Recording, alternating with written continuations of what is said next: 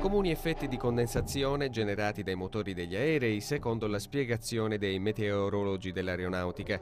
Irrorazioni di sostanze chimiche dannose per la salute, appositamente rilasciate per esperimenti di modificazione del clima o per le radiocomunicazioni, nella ferma convinzione di gruppi sempre più ampi di persone. Il fenomeno delle cosiddette scie chimiche, osservato anche nei cieli dell'isola, produrrebbe effetti riscontrabili anche a livello del suolo. A preoccupare sono soprattutto dei particolari filamenti simili a ragnatele che spesso compaiono dopo il passaggio dei jet che rilasciano le scie più persistenti.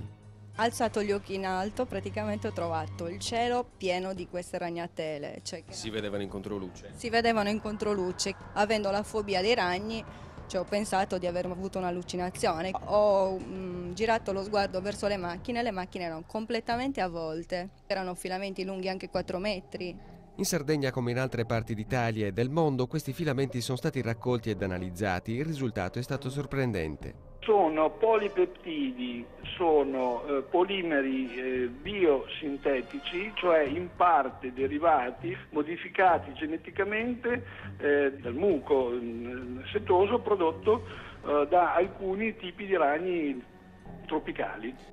Miscelati all'interno dei filamenti, le analisi indicherebbero la presenza anche di altri elementi nocivi per la salute. I metalli pesanti come bario, alluminio e quant'altro inalati insieme al quarzo, ad esempio abbiamo trovato anche il quarzo, bene non fanno ai polmoni. I filamenti a questo punto svolgerebbero la funzione di vettore di trasporto. Fanno da paracadute per mantenere il più possibile nell'aria il metallo per gli scopi che può essere in parte la modificazione del clima, in parte il disturbo dei radar nemici, chiamiamoli così, e in parte anche per implementare invece le comunicazioni radio, TV, satellitari, eccetera.